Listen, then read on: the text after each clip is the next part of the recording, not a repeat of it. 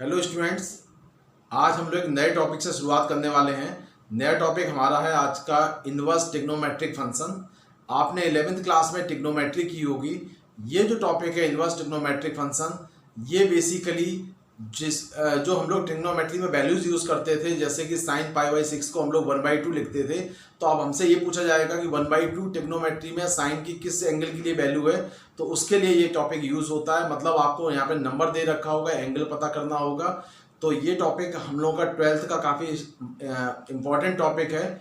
इसका बहुत सारे टॉपिक्स में यूज होगा, जैसे कि इसमें डिफरेंशिएशन के टॉपिक में भी इसका यूज रहेगा। साथ ही साथ कई ऐसे क्वेश्चंस बनते हैं जिसमें इनवर्स ट्रिग्नोमेट्री का यूज करते हैं। इसमें हम लोग कुछ फॉर्मूलेज भी पढ़ेंगे, कुछ इसमें ग्राफिकल पार्ट भी देखेंगे और कुछ फंक्शन से रिलेटेड डोमेन और रेंज की बात करेंगे। अब हम लोग सबसे पहले शुरुआत इसी से करते हैं कि इनवर्स ट्रिग्नोमेट्रिक फंक्शन होता क्या है।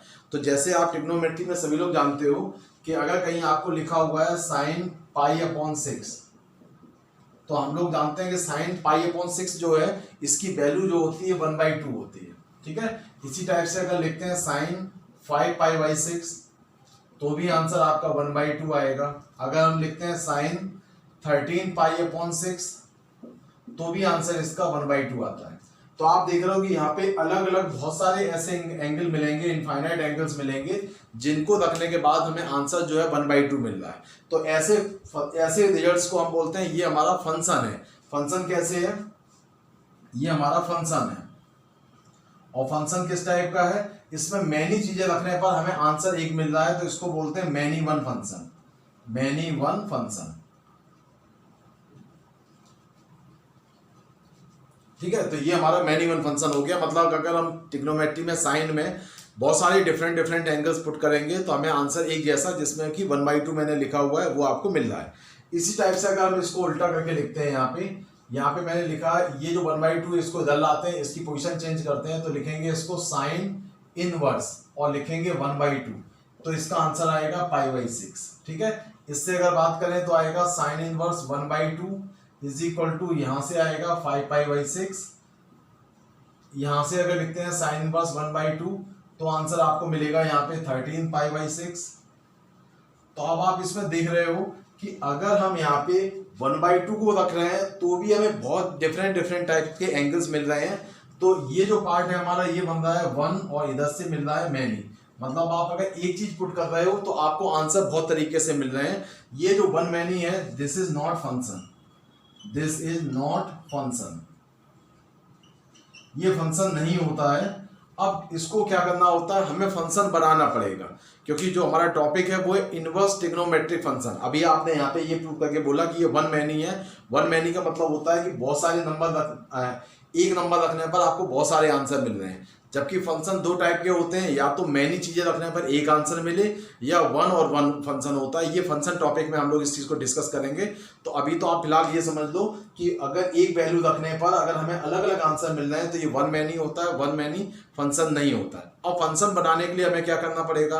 फंक्शन बनाने के लिए हमें ये करना पड़ेगा कि हमारे पास जो डिफरेंट आंसर्स जो हमको मिल रहे हैं, इन आंसर में से जो सबसे छोटा स्मॉलेस्ट एंगल होगा वही आपको लेना है उसमें। तो आप ये बोलोगे कि हमारा जो रिजल्ट आएगा वो साइन इनवर्स 1/2 का आंसर जो सबसे छोटा है, इसमें एंगल दिख रहा है पाई बाई 6, जिससे कि ये 1 में कन्वर्ट हो जाएगा। मतलब एक वैल्यू रखने पर एक ही आंसर मिल रहा है, तो ये चेंज होके बन जाएगा function.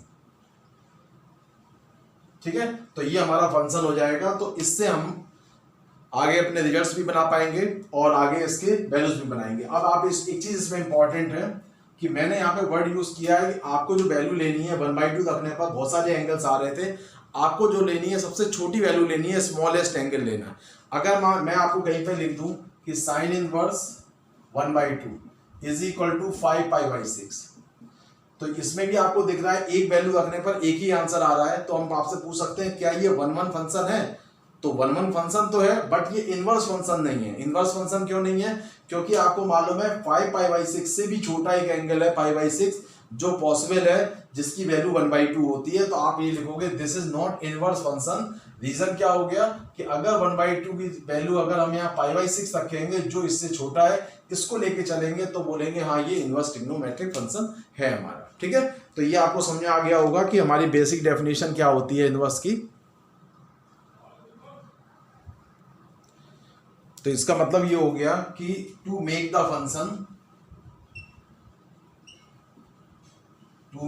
Function we take least numerical value. ठीक है, तो आपको ये याद रखना है कि अगर यहाँ पे जो भी नंबर लिखा होगा उसका हमें वो एंगल लेना है जो सबसे छोटा है। अब यहाँ पे कुछ इंपॉर्टेंट बात है, जैसे मैं आपको कुछ एग्जांपल से समझाता हूँ। जैसे का कहीं लिखा हो sin π/4, तो आपको मालूम है आंसर होता है 1/√2। ठीक है, लिखा हो cos -π/4, यहाँ पे मैंने लिखा cos π/4 तो वैल्यू 1/√2 है, यहाँ लिखा cos -π/4 तो भी वैल्यू 1/√2 आएगी। ठीक है, तो आपको दिख रहा है मैंने चीजें पुट करने पर सेम आंसर मिल रहा है, कोई दिक्कत नहीं। अब यहाँ उल्टा लिखते हैं, इसको लिखते हैं cos इनवर्स 1/√2, तो यहाँ से आंसर आएगा π/4। ठीक है, इसको अगर लिखें यहाँ पे cos इनवर्स 1/√2 तो आंसर आएगा -π/4। यहाँ पे जो मैंने एक टर्म यूज किया है न्यूमेरिकली का मतलब होता है कि अगर आपसे कहीं लिखा हुआ है -4 और एक लिखा है +4, इसमें से न्यूमेरिकली कौन सा बड़ा है, तो न्यूमेरिकली दोनों ही सेम है। रीजन क्या है, न्यूमेरिकली के ऊपर इस पे मॉड लग जाता है और मॉड का काम होता है दोनों को पॉजिटिव बनाना। ठीक है, तो उस केस में हम लोग ये कहते हैं न्यूमेरिकली दोनों ही बराबर है। ठीक है, यहाँ पे भी आप ये देखोगे जो न्यूमेरिकली लिखा था उसके हिसाब से ये दोनों ही वैल्यू बराबर है। अब मैंने आपको अभी यहाँ बोला कि आपको तो लेना एक ही आंसर है, तो अब आपके पास क्वेश्चन आता है कि सर इसमें से लें किसको हम। ठीक है, तो उस केस में अगर आपको किसी नंबर को रखने पर दो ऐसे एंगल मिल रहे हैं जो कि नंबर के हिसाब से दोनों बराबर हैं, तो हम प्लस वाले को प्रेफरेंस देंगे, नेगेटिव वाले को छोड़ देंगे। ठीक है, तो हमेशा ध्यान रखना कि अगर किसी नंबर से हमें दो सेम वैल्यू मिल रही हैं, तो एक प्लस की एक माइनस की है, तो प्लस को प्रेफरेंस देना है, माइनस को हमें निगलेक्ट कर देना है। तो ये हमारा पार्ट हो गया बेसिक कि हमें इनवर्स बोलते हैं किसको है। अब इसमें इनवर्स में कुछ सिंबल आते हैं, तो मैं आपको सिंबल की बात और करता हूँ कि कुछ चीजें आपको ऐसी हैं कि बहुत से लोगों को कंफ्यूजन होता है। तो आप एक चीज ध्यान रखना, साइन इनवर्स एक्स को कभी भी हम ये नहीं लिखते हैं कि साइन एक्स की पावर -1। ठीक है, बहुत लोग कहते हैं क्या ये दोनों सेम है, ये अलग है, क्योंकि ट्रिग्नोमेट्री में एक चीज लिखी जाती है साइन स्क्वायर थीटा, तो उसको बहुत से लोग लिख देते हैं साइन थीटा का होल स्क्वायर। तो ये तो सही है, बट इनवर्स एक सिंबल है, तो इस सिंबल को हम ये नहीं लिख सकते। ठीक है, तो ये गलत प्रोसेस है। इसी टाइप से आपको ये भी ध्यान रखना है कि इसको हम 1/sin x भी नहीं लिख सकते हैं, मतलब ये वाला पार्ट ना इसके बराबर होगा, ये वाला पार्ट ना ही इसके बराबर होगा। ठीक है, तो ये आपको एक इंपॉर्टेंट चीज है। दूसरा आप ये देखोगे कई बुक्स में साइन इनवर्स x लिखा हुआ है, तो इसको एक तरीके से और लिखते हैं, उसको लिखते हैं आर्क साइन x, एक वर्ड यूज करते हैं आर्क। तो आर्क साइन x भी अगर कहीं पे लिखा हुआ है तो आप समझ जाना कि ये बेसिकली इनवर्स x के लिए लिखा गया है। ठीक है, आर्क जो होता है वो इनवर्स को रिप्रेजेंट करता है, तो इसको भी आपको ध्यान रखना है। ये कुछ ऐसे सिंबल्स होते हैं जो बुक्स वगैरह में दिए होते हैं, और कई बार हम लोग उसको जब हमें नहीं पता होता है तो उसको हम लोग कहीं पे फंस जाते हैं और नहीं कर पाते फिर उसको। ठीक है, तो ये हमारा पार्ट हो गई सिंबल की बात। सिंबल के बाद हम आगे बढ़ते हैं कुछ अपने स्टैंडर्ड जो इनवर्स ट्रिग्नोमेट्रिक फंक्शन होते हैं, जिनमें से हम बोलते हैं जो हमारे इनवर्स ट्रिग्नोमेट्रिक फंक्शन स्टैंडर्ड है वो हमारे टोटल 6 हैं। एक है साइन इनवर्स एक्स, एक है कॉस इनवर्स एक्स, एक है टेन इनवर्स एक्स, एक है कॉट इनवर्स एक्स, एक है सेक इनवर्स एक्स, एक है कॉसिक इनवर्स एक्स। इसकी हम बात करते हैं इसमें डोमेन और रेंज की, और साथ ही साथ उसके बारे में ग्राफ भी हम लोग सीखेंगे इसमें। तो हम लोग शुरुआत करते हैं इसमें जो हमारे इनवर्स ट्रिग्नोमेट्रिक फंक्शन है, तो पहला हम लेते हैं इसमें साइन इनवर्स एक्स। ठीक है, यहाँ एक हम चार्ट बना दे रहे हैं। इस चार्ट में यहाँ पे हमने लिख दिया इनवर्स ट्रिग्नोमेट्रिक फंक्शन, नाम लिखना है, यहाँ इसका डोमेन लेना है। ठीक है, डोमेन के बाद यहां से आपको इसका रेंज लिखना है, और इस जगह पे हम लोग उसका ग्राफ बनाएंगे। ठीक है, तो ये हमें इतनी चीजें इस पर डिस्कस करनी है। सबसे पहला हमने लिखा है इसमें sign inverse x. Sign inverse x का जो डोमेन होता है, डोमेन मतलब एक्स की वैल्यू क्या लोगे, तो डोमेन होता है -1 से 1, क्लोज इंटरवल में -1 से 1, मतलब हम इसमें -1 से छोटी वैल्यू नहीं रख सकते हैं और 1 से ज्यादा वैल्यू नहीं रख सकते हैं। क्लोज का मतलब होता है कि उसको टच करा सकते हैं। ठीक है, जो हमें रेंज मिलता है, तो रेंज इसका जो मिलेगा वो आएगा -π/2 से +π/2, ये इसकी रेंज आ जाएगी। मतलब जो आंसर आपको मिलेगा वो -π/2 से ज़्यादा नहीं, कम नहीं होगा और +π/2 से ज़्यादा नहीं होगा। ये हमारा इंटरवल इसलिए ले जाता है कि जिससे कि वो 1 फंक्शन बन सके। अब बात करते हैं इसकी ग्राफ की। तो ग्राफ जो होता है साइन इनवर्स का, वो ग्राफ कुछ इस टाइप का होगा। ये x एक्सिस है, ये y एक्सिस है, ठीक है। ये बनाने के बाद में हमारा ग्राफ जो है, मैं आपको पहले ग्राफ बना देता हूं। यहाँ पे इस तरह से कर्व आता है। ये जो पॉइंट है ये वैल्यू होती है 1, डोमेन के हिसाब से ये -1 हो जाएगा। ये पॉइंट मैक्सिमम है, इसको π/2 बोलते हैं। ये मिनिमम है तो इसको -π/2 बोलते हैं। ये हमारा साइन इनवर्स एक्स का ग्राफ होता है, जिसको हम लोग कई आप बुक्स वगैरह में देखोगे तो ऐसे बॉक्स बना के लिख दिया जाता है कि ये बॉक्स बना देते हैं, ठीक है। बॉक्स इसलिए बना देते हैं कि देखने में अच्छा लगने लगता है ग्राफ, बाकी कोई ऐसा खास रीजन नहीं है। तो ये हमारा जो ग्राफ आपको दिख रहा है ब्लू कलर से, वो हमारा साइन इनवर्स एक्स का ग्राफ है, ठीक है। इसके बाद हम लोग अगले ग्राफ पे चलते हैं। वो अगला फंक्शन है हमारा कॉस इनवर्स एक्स। इसका जो डोमेन होता है वो भी -1 से 1 होता है और इसकी जो रेंज आती है वो 0 से π आएगी, ठीक है। ये इसका पार्ट हो गया।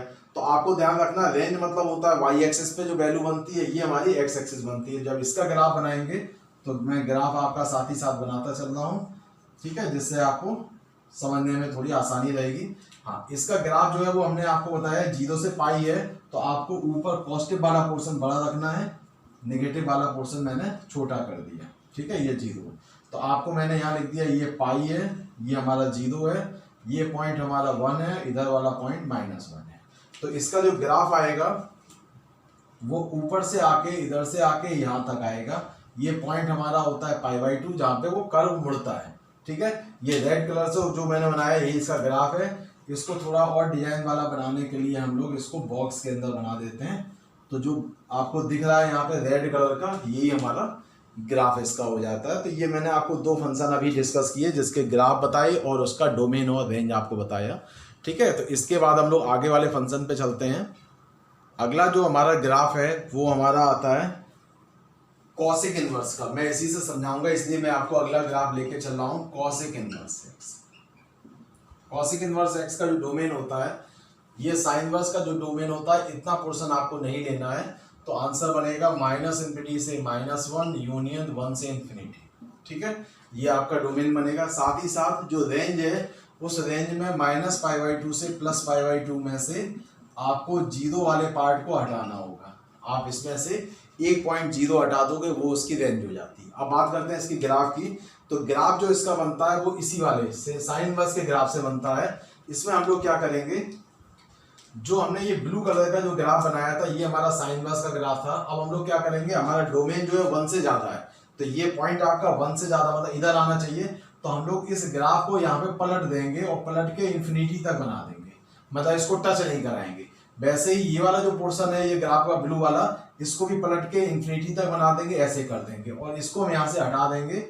तो ये जो हमारे पास ग्राफ दिख रहा है ब्लैक कलर का जो बना है यहाँ पे नया ग्राफ, ये आपका ये 0 हो गया। तो 0 को टच नहीं करना चाहिए, इनफाइनाइट तक जाएगा। ये इधर भी इनफाइनाइट तक जा रहा है। तो ये जो हमारा जो ग्राफ बना है, ये और ये पोर्शन, ये हमारा कॉसिक इनवर्स का ग्राफ बोला जाता है, ठीक है। तो ग्राफ बनाना समझ आ गया होगा कि अंदर वाले पोर्शन को ही आपको इमेज बनानी है और उस अंदर वाले पोर्शन को हटा देना, तो ग्राफ बन जाएगा कॉसिक इनवर्स का। इसके बाद हम लोग अगले पॉइंट पे आते हैं, वो हमारा है 4th सेक इनवर्स एक्स।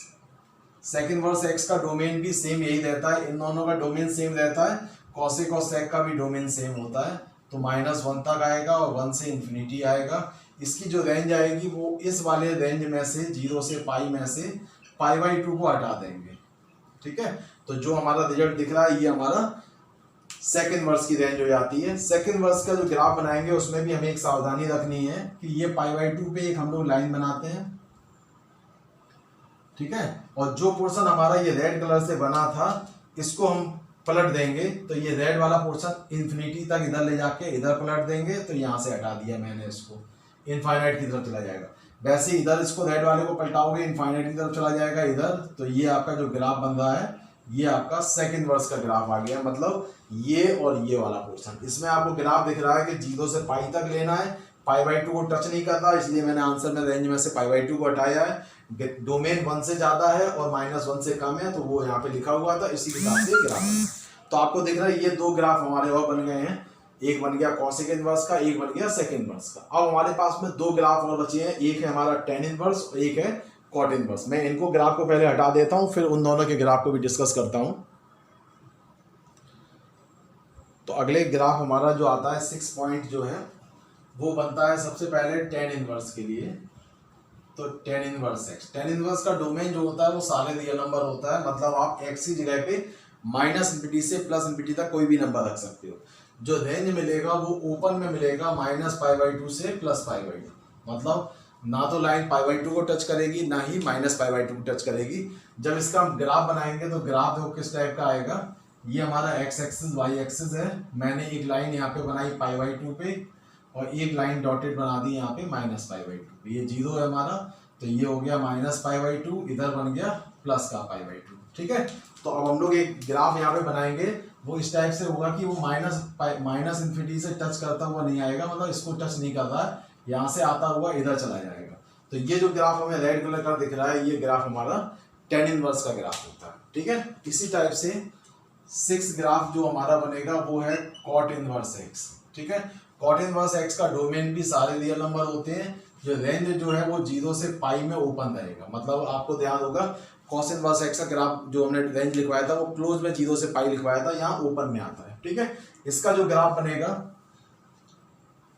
वो आपका 0 और पाई के बीच में बनेगा। तो ये 0 है, यहाँ पे मैंने एक लाइन बना दी, इस लाइन को नाम दे दिया पाई, यहाँ पे एक पॉइंट लिख दिया π/2।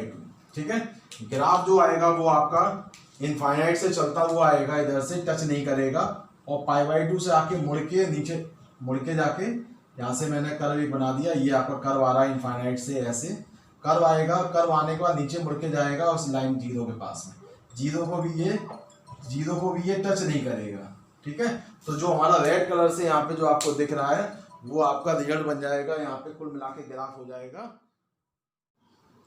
तो अब हम इसमें बात करने वाले हैं अपने कुछ प्रॉपर्टीज और प्रॉपर्टीज सीखनी है, और इसके बाद हम लोग क्वेश्चंस पे आ जाएंगे। तो आप एक चीज अभी जो ग्राफ में आपने देखा अभी सभी लोगों ने कि ग्राफ में साइन इनवर्स एक्स, ठीक है, tan inverse x and sec inverse x, ये तीन ग्राफ जो थे वो इंक्रीजिंग ग्राफ थे, इंक्रीजिंग थे। इंक्रीजिंग का मतलब ये था कि इनके जो ग्राफ जो हमने ड्रॉ किए थे वो ग्राफ नीचे से ऊपर की तरफ जा रहे थे। ठीक है, तो इनको बोलते हैं इंक्रीजिंग ग्राफ। इन इंक्रीजिंग ग्राफ में आपको ध्यान ये रखना है कि अगर बाई चांस इन इक्वेशन का क्वेश्चन दिया हो, अगर कहीं पे ऐसा लिखा हो sine inverse x greater than sine inverse y, तो आपको ध्यान ये रखना है कि अगर आप दोनों साइड से साइन और साइन को कैंसिल करते हो तो जो साइन इन इक्वेशन का होगा ये चेंज नहीं होगा, मतलब आपको यहाँ पे x ग्रेटर देन y ही मिलेगा। ये आपको ध्यान रखना है इंक्रीजिंग वाले पार्ट में। इसी टाइप से आपको ये भी याद रखना है कि cos inverse x, cosec inverse x and cot inverse x, ये तीन जो हमारे पास इनवर्स ट्रिग्नोमेट्रिक फंक्शन थे, इनका ग्राफ जो था वो डिक्रीजिंग था। डिक्रीजिंग का मतलब क्या होता है कि ग्राफ जो है ऊपर से नीचे की तरफ आता है। ठीक है, जब अगर इस पे कहीं इन इक्वेशन पे बेस्ड क्वेश्चन दे रखे हैं, आपको दे रखा है sine inverse x greater than sine नहीं, इसमें कॉस आएगा, तो कहीं दे रखा है cos inverse x greater than cos inverse y, तो चूंकि यहाँ पे कॉस जो है वो डिक्रीजिंग फंक्शन है, अगर आप दोनों साइड से कॉस कॉस को कैंसिल करोगे तो एक्स लेस देन वाई मिलेगा। ठीक है, तो आप ये देख रहे हो कि इसमें साइन जो है वो चेंज नहीं होता है। ठीक है, नो चेंज, और इसमें क्या हो जाता है, ये साइन जो है वो चेंज हो जाएगा। ठीक है, तो आप ये जो अपने ग्राफ जो अभी डिस्कस किए थे उस ग्राफ के व्याप पे ही है कि अगर कहीं पे आपको दिख रहा है कि ग्राफ हमारा इनवर्स का इंक्रीजिंग है, तो इन इक्वेशन पे अगर कोई बेस्ड क्वेश्चन आता है तो आप ध्यान रखोगे उसमें साइन हमारा चेंज नहीं होगा, और अगर हमारा डिक्रीजिंग ग्राफ होगा तो इन इक्वेशन का साइन चेंज हो जाएगा। ठीक है, इसको करने के बाद में अब हम आते हैं इसके रेंज के कॉन्सेप्ट पे। आपने अभी ये देखा था कि साइन इनवर्स एक्स, इसकी रेंज कितनी थी, -π/2 से +π/2। ठीक है, इसकी रेंज थी। इसी टाइप से कॉसेक इनवर्स एक्स, उसकी रेंज थी -π/2 से +π/2, 0 को छोड़ के, और टेन इनवर्स एक्स, उसकी जो रेंज थी वो थी हमारी -π/2 से +π/2 ओपन में। तो आप ये कह सकते हो कि जब भी ये तीन इनवर्स ट्रिग्नोमेट्रिक फंक्शन दिए होंगे तो हमारी जो वैल्यूज हैं वो हमारी फर्स्ट और फोर्थ क्वाड्रेंट में लाई कर रहे हैं। इस क्वाड्रेंट में पॉजिटिव वैल्यू आ रही है, इस क्वाड्रेंट में नेगेटिव वैल्यू आ रही है। ये हमारा -π/2 होता है, ये हमारा प्लस का π/2 होता है। तो आपको ये ध्यान रखना है कि अगर इनवर्स के ये 3 पार्ट आपको इनवर्स ट्रिग्नोमेट्रिक फंक्शन के दे रखे हैं, तो जो वैल्यूज होती हैं उसकी, जो आपको रेंज मिलती है, जो उसका आंसर निकल के आएगा, वो आंसर -π/2 से +π/2 के बीच में ही लाई करेगा। इसमें आपको याद ये रखना है कि अगर पॉजिटिव वैल्यू है तो फर्स्ट क्वाड्रेंट में लेना है, अगर सेकंड नेगेटिव वैल्यू है तो हमें फोर्थ क्वाड्रेंट में लेना है। साथ ही साथ इसमें इंपॉर्टेंट चीज ये भी है कि अगर वैल्यू आपको दे रखी है सेकंड क्वाड्रेंट में, ठीक है, तो सेकंड क्वाड्रेंट में आप ये देख लेना कि ट्रिग्नोमेट्रिक फंक्शन जो भी होगा वो होता कैसा है। अगर आपको कोई वैल्यू अगर आपको दिख रहा है कि जो एंगल है वो हमारा, या जो वैल्यूज है वो पॉजिटिव होनी चाहिए, तो उसको खींच के हम फर्स्ट क्वाड्रेंट में ले जाएंगे। अगर नेगेटिव है तो खींच के ले जाएंगे हम फोर्थ क्वाड्रेंट में। ये क्वेश्चन में हम कैसे करेंगे ये अभी हम आपको डिस्कस करेंगे क्वेश्चन में, तो और बेटर समझ में आएगा आपको। इसी टाइप से आप ये देखोगे आगे, जो हमारे पास बचे हुए 3 इनवर्स ट्रिग्नोमेट्रिक फंक्शन है, जिसमें हमारा एक है कॉस इनवर्स एक्स, एक है हमारा सेक इनवर्स एक्स, और एक है कॉट इनवर्स एक्स, ठीक है। इन सबकी जो रेंज थी वो 0 और पाई के बीच में थी, जिसमें से कुछ में 0 से पाई को इंक्लूड करना था, कुछ में 0 और पाई को हमें नहीं लेना था, कुछ में हमें π/2 को छोड़ना था। इसकी जो वैल्यूज आ रही हैं वो आप देख रहे हो कि 0 और पाई का मतलब हो गया कि इन दो क्वाड्रेंट्स में लाई करेंगी। पॉजिटिव वैल्यू इसमें लाई करेगी, ये 0 के लिए, और पाई वाला ये मतलब यहाँ से अगर आप देखोगे कि π/2 से, मतलब ये आप देख रहे हो 0, तो 0 से π/2 में पॉजिटिव होता है, 0 से -π/2 में नेगेटिव वैल्यू होती है। वैसे इसमें 0 से π/2 में पॉजिटिव लाई करेगा, और अगर नेगेटिव वैल्यू है तो π/2 से पाई के बीच में आएगा, ये नेगेटिव के लिए होता है। इसका कैसे यूज करेंगे, कैसे सही है इसके क्वेश्चंस बनते हैं, वो अभी हम आगे डिस्कस करेंगे इसके बारे में। ये आपको थोड़ा सा बेसिक पार्ट है इसका, अभी से आप करते जाओगे तो आगे आपको दिक्कत नहीं आएगी, ठीक है। अब हम आते हैं अपने इसके बाद में मेन फॉर्मूले पे, कि जो हमारी फॉर्मूले कौन से यूज होंगे। तो उसमें से हम लोग पहले चलते हैं फर्स्ट प्रॉपर्टी पे, प्रॉपर्टी 1। प्रॉपर्टी 1 जो है, ये जो प्रॉपर्टीज मैं बता रहा हूँ बेसिकली इनका नाम है प्रॉपर्टीज, लेकिन यही सारे फॉर्मूले आपको क्वेश्चन में यूज करने हैं। इन्हीं फॉर्मूले से हमारे क्वेश्चन सॉल्व होंगे, ठीक है। तो इसमें आप देख रहे हो कि हमारे पास 6 ट्रिग्नोमेट्रिक फंक्शन है, तो फॉर्मूले भी हर प्रॉपर्टी में 6 होंगे। जिसमें से पहली प्रॉपर्टी है, उसके जो फॉर्मूले बनेंगे, उसमें पहला फॉर्मूला है हमारा साइन इनवर्स एक्स, ठीक है। तो आप इसमें एक चीज देख रहे होगे बेटा कि इसमें साइन बाहर लिखा हुआ है और साइन इनवर्स अंदर लिखा हुआ है, तो ये दोनों ही ट्रिग्नोमेट्रिक पार्ट सेम है, मतलब साइन है और साइन है, बस ये अंतर है कि बाहर साइन लिखा हुआ है, अंदर इनवर्स में लिखा हुआ है। तो इसकी जो वैल्यू आएगी वो एक्स आएगी, ठीक है। इसी टाइप से आपको याद रखना है कि कॉस इनवर्स एक्स, इसको भी हम लोग एक्स लिख सकते हैं।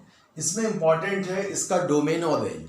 आप हमेशा ध्यान रखना, जब भी यहाँ पे एक्स वाला पार्ट आएगा, इट मीन्स आपको यहाँ पे जो कंडीशंस यूज करनी है वो डोमेन और रेंज में से एक पार्ट यूज करना होता है, वो सबके लिए अलग अलग।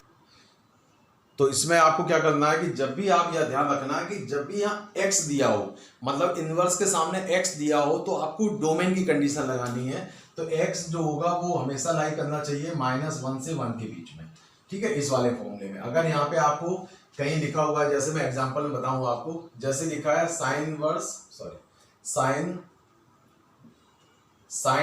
1/2, और आपसे पूछा जाए इसका आंसर क्या आएगा, सॉल्व करोगे तो आप सीधे ये बोलोगे यहाँ पे जो x है वो -1 और 1 के बीच में अगर होता है तो सीधे हम x लिख सकते हैं। तो आप देख रहे हो यहाँ 1/2 लिखा है, 1/2 -1 और 1 के बीच में होता है, तो इसका आंसर डायरेक्ट हम लोग 1/2 लिखते हैं, ठीक है। इसी टाइप से आपको ध्यान रखना है कि अगर अगला क्वेश्चन दिया है आपको साइन इनवर्स और यहाँ लिखा है 2, तो आप देख रहे हो ये जो नंबर 2 लिखा हुआ है, ये नंबर -1 और 1 से बाहर है, मतलब इसके बीच में नहीं लाई कर रहा है। तो आप लिखोगे 2 नॉट बिलोंग्स टू -1 से 1, तो इसका आंसर 2 नहीं होगा, ये गलत है, ठीक है। तो आप लिखोगे ये यहाँ पे ये लिखोगे कि नॉट पॉसिबल, तो इस केस में हम लोग लिख देंगे कि ये रिजल्ट हमारा पॉसिबल नहीं होगा, ठीक है। तो इस तरीके से हम लोग इन प्रॉपर्टीज का यूज करेंगे।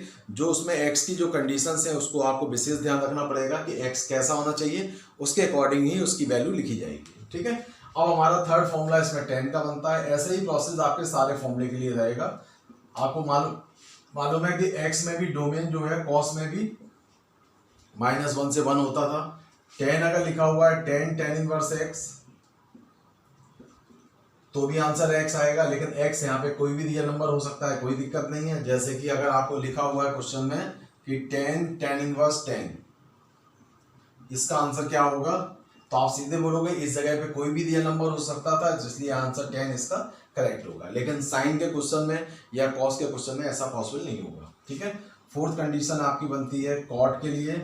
तो कॉट इनवर्स एक्स, इसको भी हम लोग एक्स लिखेंगे, इसमें भी एक्स की वैल्यू सारे रियल नंबर हो सकती है।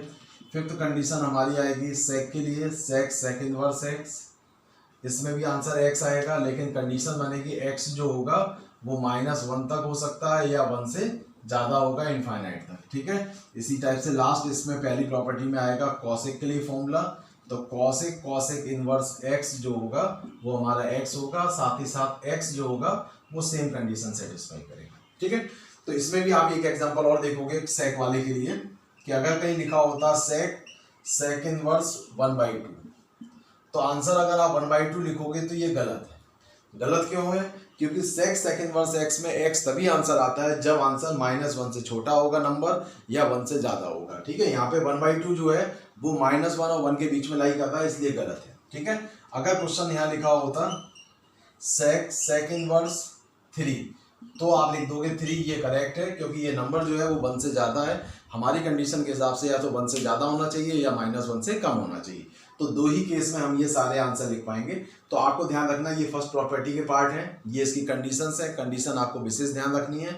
मैंने याद करने के लिए आपको एक शॉर्ट ट्रिक बता रहा हूँ कि जब भी आपको इनवर्स के साथ एक्स लिखा है तो आप हमेशा ध्यान रखना जो डोमेन वाला पार्ट है, मतलब नंबर वाला पार्ट यूज होगा, एंगल वाला पार्ट यूज नहीं होता है। ये हमारा बेसिकली डोमेन वाला पार्ट है। ठीक है, तो डी लिख दिया मैंने, डोमेन वाला पार्ट। इसके बाद हम लोग बढ़ते हैं अगली प्रॉपर्टी पे, सेकेंड प्रॉपर्टी। सेकेंड प्रॉपर्टी भी इसी से मिलती जुलती प्रॉपर्टी है। ठीक है, इसी टाइप से मिलते जुलते पार्ट है उसमें। प्रॉपर्टी टू में हमारा क्या होगा कि पहला जो रिजल्ट बनेगा उसमें साइन इनवर्स बाहर होगा, तो लिखा जाएगा साइन इनवर्स और यहाँ लिखा जाएगा साइन थीटा। ठीक है, तो आप देख रहे हो यहाँ पे थीटा लिखा है, पोजीशन चेंज हो गई, इनवर्स यहाँ पे आ गया, ये आपका पार्ट अंदर चला गया। तो इस केस में भी आंसर थीटा होगा, लेकिन जो इसकी कंडीशन बनती है वो रेंज से कनेक्टेड होंगी। आपको मालूम है इसकी रेंज क्या होती थी साइन की, -π/2 से +π/2। तो आप लिखोगे यहाँ पे थीटा जो बिलोंग करेगा वो -π/2 से +π/2। ठीक है, इस कंडीशन के लिए ये आंसर होगा। मतलब कहने का मतलब यहाँ पे एग्जांपल से मैं आपको बताऊं, अगर कहीं लिखा हुआ है क्वेश्चन साइन इनवर्स साइन π/4, तो आप देख रहे हो कि इसका आंसर जो π/4 है वो π/4 -π/2 और +π/2 के बीच में आ रहा है, इसलिए आंसर में हम इसको π/4 लिख देंगे, ये हमारा करेक्ट आंसर है। ठीक है, लेकिन अगर क्वेश्चन हमें दे रखा है साइन इनवर्स साइन 3π/4, तो अगर आपने यहां लिख दिया धोखे से कि ये तो आंसर 3π/4 होगा, तो ये गलत है। क्यों गलत है? क्योंकि 3π/4 -π/2 और π/2 से बाहर हो गया। अगर एंगल बाहर है तो हम उसको नहीं ले सकते। अब आप ये कहोगे सर इसको करेंगे क्या, ये पॉसिबल है क्या? इसका आंसर पॉसिबल है, इसका तरीका हो जाएगा सॉल्व करने का। सॉल्व करने का तरीका क्या होगा, ये डायरेक्ट मेथड जो मैंने लगाया है ये आपका यहाँ काम नहीं करेगा, ये हमारा गलत हो गया। सही तरीका इसमें ऐसे सॉल्व होगा कि लिखेंगे साइन इनवर्स साइन 3π/4 को हम लोग मान लेंगे थीटा। ठीक है, तो ये क्वेश्चन बन जाएगा, साइन को उधर भेज दिया तो sine 3π/4 equal to sine theta आ जाएगा। ठीक है, अब सभी को मालूम है साइन 3π/4 की वैल्यू क्या होती है, तो आप लिख दोगे उसको पाई माइनस π/4 बराबर साइन थीटा। टिग्नोमेट्री आपने पढ़ी हुई है कि पाई के साथ टिग्नोमेट्रिक एंगल चेंज नहीं होता है, ये हमारा सेकंड क्वाड्रेंट में होता है, सेकंड में साइन पॉजिटिव होता है, तो आंसर बनेगा sine π/4 is equal to sine theta. ठीक है, तो आपको दिख रहा है थीटा की वैल्यू कितनी हो गई, π/4 हो गई। तो ये आपका करेक्ट आंसर है, क्योंकि π/4 जो है वो -π/2 से π/2 के बीच में लाई भी कर रहा है, यही हमारा करेक्ट होगा। तो इसका आंसर बनेगा सही आंसर कि इसको अगर सॉल्व करेंगे तो आंसर π/4 मिलेगा, ये हमारा सही आंसर होगा। अगर आपने 3π/4 लिख दिया तो वो गलत होगा। ठीक है, तो इस टाइप के क्वेश्चन इस प्रॉपर्टी में बनते हैं। इस प्रॉपर्टी में भी आपको 6 पार्ट मिलेंगे, एक साइन के लिए, एक कॉस के लिए, एक टेन के लिए, सबके लिए। मैंने यहाँ पे आपके सामने जो बाकी प्रॉपर्टीज थी वो लिख रहा था मैं। ये एक प्रॉपर्टी आएगी कॉस इनवर्स कॉस थीटा, तो आंसर थीटा आएगा। इसमें इसकी रेंज की कंडीशन होती थी 0 से पाई के बीच में। इसी टाइप से बनेगा टेन इनवर्स टेन थीटा, तो आंसर थीटा आएगा। इसमें थीटा की वैल्यू जो रेंज आएगी वो -π/2 के π/2 के बीच में होगा। और इसी टाइप से कॉट इनवर्स कॉस थीटा में थीटा आएगा अगर 0 से पाई के बीच में है। ठीक है, तो ये हमारा पार्ट आ गया। अब इसके बाद 2 प्रॉपर्टीज की और बची हुई है, मैं उसको भी लिख देता हूँ, फिर 1-2 क्वेश्चन और आपको बताता हूँ कि किस तरह से क्वेश्चन ये सॉल्व होंगे। तो आपको ये काफ़ी कंफर्टेबल हो जाओगे इसमें। नेक्स्ट प्रॉपर्टी फिफ्थ है हमारी अगली, वो है सेक थीटा के लिए। तो सेक इनवर्स सेक थीटा, इसका आंसर भी थीटा मिलेगा, लेकिन थीटा की जो कंडीशन है वो आप ध्यान रखना कि थीटा जो होगा वो 0 से पाई होगा, लेकिन पाई/2 नहीं होगा, ठीक है। और इसी टाइप से हमारा 6th रिजल्ट आएगा कॉसिक इनवर्स कॉसिक थीटा, ठीक है। ये थीटा मिलेगा, इसमें थीटा की जो वैल्यू आएगी वो हमारी -पाई/2 से +पाई/2 आएगी, इसमें से 0 को नहीं ले सकते, ठीक है। तो आपको ये रेंज जरूर ध्यान रखना है कि इस रेंज के ब्याह पे ही हम आंसर तय करेंगे। जैसे कि एक क्वेश्चन और लेते हैं हम लोग। क्वेश्चन जैसे हमें दिया है कि कॉस इनवर्स कॉस 5π/4, ठीक है, इसकी वैल्यू निकालनी है। अब आप अगर डायरेक्ट 5π/4 आंसर लिख दोगे इस प्रॉपर्टी के हिसाब से, वो गलत है, क्योंकि 5π/4 इसमें लाइन नहीं कर रहा है, 0 और पाई से बाहर है, पाई से भी ज्यादा है, इसलिए हम डायरेक्ट आंसर नहीं लिख सकते। तो सही तरीका इसका क्या है आंसर लाने का, तो आपने देखा कि आप लिखोगे यहाँ पे सिंस 5π/4 जो है वो बिलोंग नहीं कर रहा है 0 और पाई में, तो डायरेक्ट आंसर तो नहीं लिख सकते। तो सही आंसर लाने के लिए हम लोग इसको थीटा मान के चलेंगे, तो लिखेंगे 5π/4 इक्वल टू थीटा। तो क्या बन जाएगा, cos theta is equal to cos 5π/4, ठीक है। अब मैं आपको एक चीज थोड़ी सी बताऊं इसमें, जैसे आपको 5π/4 आप देखोगे ट्रिग्नोमेट्रिक हिसाब से, तो हमारा ये 0 होता है, ये पाई/2 होता है, ये पाई होता है, ये 3π/2 होता है। यानी कि आपका एंगल जो 5π/4 है वो थर्ड क्वाड्रेंट में है, और थर्ड क्वाड्रेंट में कॉस कैसा होता था, नेगेटिव। तो आप बोलते हो कि कॉस होता है इसमें नेगेटिव। मैंने अभी आपको थोड़ी देर पहले डायग्राम बनाया था, मैंने कहा था कि अगर कॉस पॉजिटिव है तो आपको इन क्वाड्रेंट में रहना है, पॉजिटिव के लिए इसमें रहना, नेगेटिव के लिए इसमें रहना। तो आपका काम यहाँ पे ये शुरू होता है कि आपको इस नेगेटिव थर्ड क्वाड्रेंट में ये पार्ट जो दे रखा था इसको खींच के ले जाना पड़ेगा। कहाँ पे खींच के ले जाएंगे, सेकंड क्वाड्रेंट में। अब सेकंड क्वाड्रेंट में कैसे ले जाओगे, तो सेकंड क्वाड्रेंट का मतलब होता है कि एंगल पाई से छोटा हो जाए, ठीक है, पाई से छोटा हो, मतलब यहाँ पाई/2 और पाई के बीच में होना चाहिए। तो इसमें हम लोग लिखेंगे यहाँ पे कॉस, इसको लिख दे रहे हैं 2π माइनस, ठीक है, 2π माइनस 3π/4, ये मैंने लिख दिया।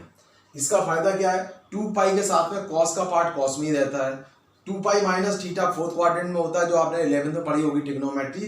तो cos 2π माइनस थीटा क्या होता है, cos थीटा होता है। तो इसको हम लोग लिख सकते हैं cos 3π/4। तो आपको दिख रहा है जो 3π/4 जो आया है वो हमारा 0 और पाई के बीच में आ गया, और हमने ये कहा था इसको खींच के सेकंड क्वाड्रेंट में जाना, तो 3π/4 सेकंड क्वाड्रेंट में भी है।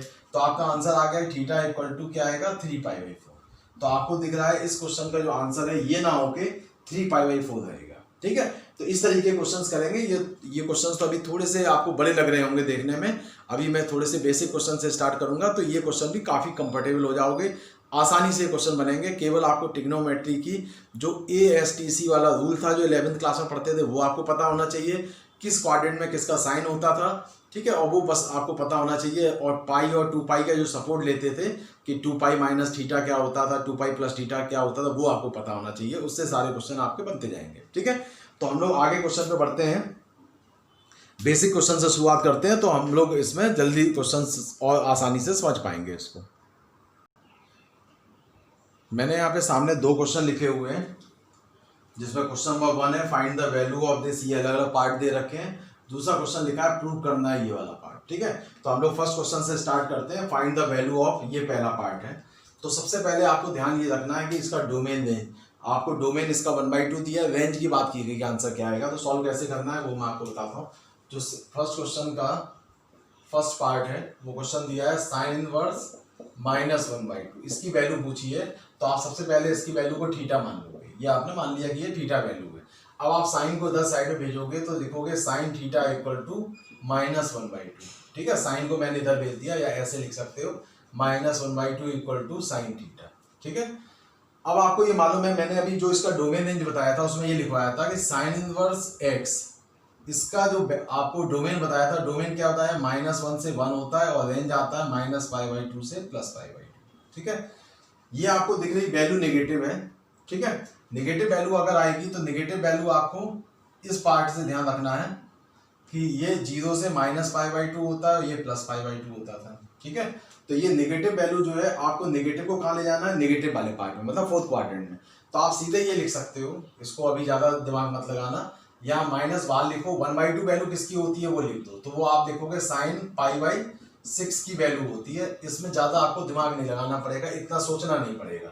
तो आपने सीधे लिखा, माइनस को बाहर किया और 1/2 को यहाँ पे π/6 लिख दिया। ठीक है, सबको मालूम है साइन π/6 1/2 होता है। अब जो हम कंपेयर करेंगे इसको, तो कंपेयर बिना माइनस के हो नहीं सकता, तो इस माइनस को अंदर भेज देंगे। तो आपको मालूम है ट्रिग्नोमेट्री में पढ़ा होगा, साइन माइनस थीटा बराबर कितना होता है, साइन थीटा होता है, बाहर माइनस हो जाता है। तो अगर बाहर माइनस दिया हुआ है तो आप अंदर भी भेज सकते हो। तो इसको हम लोग लिख देंगे यहाँ पे साइन माइनस π/6 बराबर साइन थीटा। ठीक है, तो थीटा का आंसर कितना आ गया, माइनस π/6 बराबर थीटा। ये हमारा आंसर आ गया। तो ये सारी चीजें तो आपको देखने में लगती हैं थोड़ी कॉम्प्लिकेटेड, लगता है कि पता नहीं कौन सा डोमेन रेंज क्या कर दिया, वो सब छोड़ो। अभी तो आप सीधे शुरुआत ये करोगे, ये क्वेश्चन है, थीटा माना, साइन को उधर भेज दिया, साइन थीटा हो गया, माइनस को मैंने अलग लिख के 1/2 का एंगल लिख दिया π/6। फिर आपने इस प्रॉपर्टी का यूज किया ट्रिग्नोमेट्री का, जो हम लोग 11th में पढ़ते थे, माइनस को अंदर भेज दिया जिससे हम कंपेयर कर पाएंगे। कंपेयर किया तो थीटा की वैल्यू माइनस π/6 आ रही है। अब आप ये चेक करोगे कि माइनस π/6 जो है वो इस वाले रेंज में आया है। देख लो कि माइनस π/6 इसी में आएगा, और साथ ही साथ नेगेटिव वैल्यू थी तो नेगेटिव वाला पार्ट एंगल भी नेगेटिव इसी में आएगा, क्योंकि माइनस π/6 चलोगे तो इधर साइड में मिलेगा। ठीक है, तो अपने आप ही वो चीज क्लियर होगी। अब हम आते हैं अगले क्वेश्चन पे, सेकंड क्वेश्चन पे। सेकंड क्वेश्चन है हमारा साइन इनवर्स -1। तो ये सेम मेथड है, इसको आपने थीटा ले लिया, साइन को उधर भेजा तो -1 बराबर साइन थीटा, माइनस को अलग करके 1 वैल्यू लिख देना तो आएगा साइन π/2 बराबर साइन थीटा। अब आप माइनस को इस प्रॉपर्टी के हिसाब से अंदर भेजोगे तो साइन माइनस π/2 बराबर साइन थीटा। इसको कंपेयर किया तो थीटा की वैल्यू आ गई -π/2। ये आपका आंसर आ गया, और -π/2 जो है वो दिए हुए इस रेंज के इंटरवल के बीच में लाई भी कर। ठीक है, तो इस तरीके से क्वेश्चन बन रहे हैं। तो ये 2 क्वेश्चन मैंने कर दिए। अब मैं थर्ड क्वेश्चन इसका उठाता हूं। थर्ड क्वेश्चन हमारा कॉस के लिए दिया हुआ है। थर्ड क्वेश्चन में आपको लिखा है कॉस इनवर्स -√3/2। तो इसको थीटा ले लिया, सबसे पहले लिखा -√3/2 बराबर कॉस थीटा। ठीक है, अब आपने यहाँ पे माइनस को बाहर कर लिया तो बन जाएगा यहाँ से कितना, कॉस की वैल्यू -π/6, ये प्लस की वैल्यू हो जाती है, तो यहाँ तक पहुंच गए। अब इस माइनस को अंदर भेजना पड़ेगा। अब सबसे बड़ी समस्या क्या होती है, कॉस माइनस थीटा जो होता है वो प्लस कॉस थीटा हो जाता है। तो अगर बाहर माइनस है तो ऐसे हम हटा भी नहीं सकते हैं। तो आपको एक ध्यान होगा, आपने प्रॉपर्टी पढ़ी होगी कॉस पाई माइनस थीटा, इसको हम लोग लिखते हैं माइनस कॉस थीटा। पाई में क्या होता था, कॉस का कॉस रहता था, ये सेकंड क्वाड्रेंट में कॉस नेगेटिव होता था तो माइनस लिखते थे। यानी कि इस माइनस को हटाने के लिए आपको इस प्रॉपर्टी का यूज करना पड़ेगा। तो इस माइनस को अंदर ले जाओगे तो पाई का सपोर्ट लेना पड़ेगा। तो क्या लिखोगे, कॉस पाई माइनस π/6, थीटा की जगह पे क्या दे रखा है यहाँ पे π/6 बराबर आ जाएगा कॉस थीटा। तो बन जाएगा इसके कॉस, इसका एलसीएम ले लिया तो 5π/6 बराबर कॉस थीटा। तो थीटा की वैल्यू आ गई 5π/6। ठीक है, अब आप इसको याद ये रखना कि हमारा जो आंसर आएगा रेंज का, ठीक है, वो आंसर किसके बीच में आना चाहिए था, कॉस में 0 और पाई के बीच में। तो देखो 0 और पाई के बीच में ये आंसर आ रहा है, ये भी करेक्ट हो गया। दूसरी बात, यहाँ पे कॉस की वैल्यू नेगेटिव थी, ये कॉस की वैल्यू नेगेटिव थी, तो नेगेटिव आपको मालूम है कि किस क्वाड्रेंट में रहेगा, ये पॉजिटिव रहेगा, इसमें नेगेटिव रहेगा। तो देख रहे हो कि आंसर सेकंड क्वाड्रेंट में आना चाहिए था, सेकंड क्वाड्रेंट का ही आंसर हमें मिला। तो इस तरीके से करना। तो ये आप स्टेप अपने नॉर्मल सॉल्व करते रहो, बाद में उसको कंडीशन में चेक कर लेना कि ये सही आंसर आया कि नहीं, वो बात को बाद में आप चेक कर सकते थे। ठीक है, इसी टाइप से आप फोर्थ वाला क्वेश्चन देखो। इसमें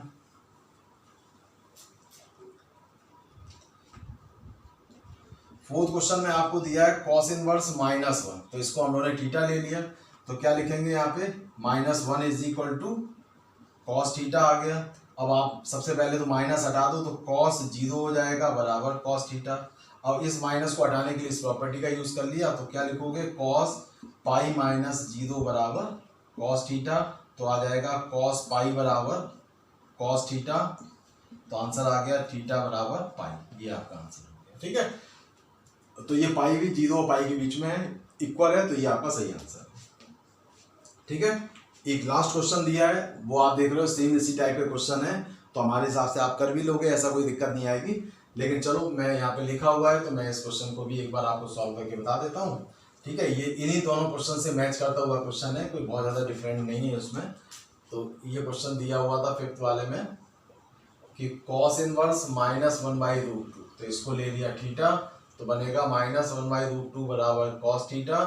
तो तो माइनस ये बन जाएगा cos pi by 4 equal to cos theta. तुम इस प्रॉपर्टी के हिसाब से लिख दोगे cos pi minus pi by 4 equal to cos theta. ठीक है, तो cos 3 pi by 4 equal to cos theta, तो 3 पाई बाई 4 आंसर आ गया थीटा। ये आपका आंसर है। ठीक है, तो आ रहे होंगे, समझ में आ रहे होंगे ये क्वेश्चन सभी को। तो ये हमारा फर्स्ट क्वेश्चन के पांचों पार्ट इसके कंप्लीट हो गए। अब हम लोग आते हैं सेकंड वाले क्वेश्चन पे।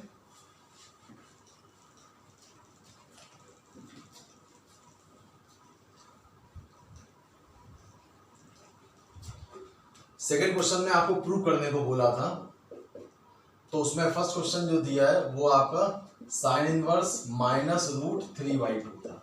ठीक है, तो आप देख रहे हो ये क्वेश्चन भी नेगेटिव वाले जैसा ही है। शुरुआत करोगे आप इसको थीटा लोगे सबसे पहले, फिर अभी जो सॉल्व किया था वैसे ही करना। साइन को इधर भेज दिया तो क्या बनेगा minus root 3/2 equal to sine theta. सबसे पहले माइनस को बाहर कर लिया और रूट 3/2 होता है π/3 की वैल्यू, वो लिख दिया। अब आप माइनस को प्रॉपर्टी के हिसाब से अंदर भेज देना, तो लिख देंगे साइन माइनस थीटा, मतलब माइनस π/3 बराबर साइन थीटा। तो थीटा की वैल्यू क्या हो गई माइनस π/3 बराबर थीटा। ये आपका आंसर प्रूव करना था, तो आसानी से प्रूव हो गया। ठीक है, और एक हम लोग सेकंड क्वेश्चन पे आते हैं। जो अभी मैंने प्रॉपर्टी बताई थी उनमें क्वेश्चंस को मैंने इस टाइप के क्वेश्चन बताए भी थे आपको।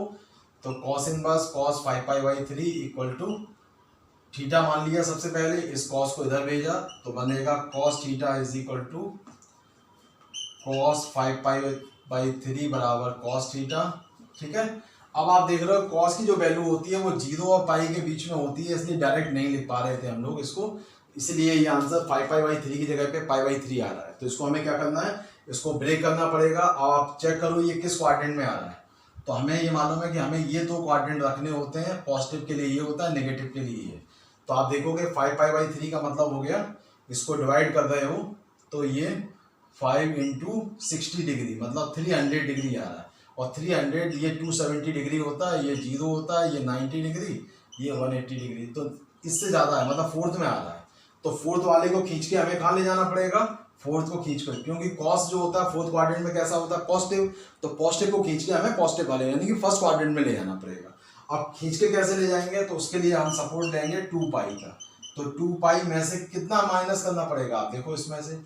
तो आप क्या करोगे, थीटा प्लस 5π/3 बराबर, हम 2π का सपोर्ट ले रहे हैं, तुमने ऐसे लिख दिया कि थीटा प्लस 5π/3 बराबर 2π। तो थीटा बराबर हो जाएगा 2π माइनस 5π/3। ठीक है, तो इसको लिख दिया यहाँ पे 5π/3 बराबर कॉस थीटा। ये थीटा कंफ्यूज मत होना, अल्फा ले लो, अल्फा बराबर हमें ये दिख रहा है। तो ये हमें पता चल गया कि इसको ऐसे ब्रेक करके लिखना है। ठीक है, तो अब आप इसको सॉल्व करोगे तो इससे क्या फायदा मिलेगा, 2π का वजह से कॉस का कॉस रहेगा, और फोर्थ क्वाड्रेंट में कॉस जो होता है पॉजिटिव होता है, तो ये रिजल्ट आ रहा है। अब आप इसको एलसीएम ले लो तो लिख दोगे कॉस π/3, ये 6 आएगा, 6 से 5 गया, π/3 बराबर कॉस थीटा, तो π/3 बराबर थीटा। ये आपका आंसर हो जाएगा। ठीक है, यही आपको प्रूव करना था। तो इस टाइप से क्वेश्चंस आपके ये फर्स्ट और सेकंड प्रॉपर्टी पे बेस्ड क्वेश्चन थे। जो लोग 12th क्लास में हैं वो लोग एनसीईआरटी की जो फर्स्ट एक्सरसाइज है इनवर्स ट्रिग्नोमेट्री की, उसको ट्राई करोगे। सारे क्वेश्चन आपके इन्हीं प्रॉपर्टी पे या सिंपल जो हमने ये आपके एग्जांपल 1 और 2 बताए इन पे ही बेस्ड हैं। इसको ट्राई कर लो। इसके बाद हम लोग नए लेक्चर में अगले नई प्रॉपर्टीज़ नए फॉर्मूले के साथ हम लोग नए लेक्चर में मिलेंगे आपसे। ठीक है।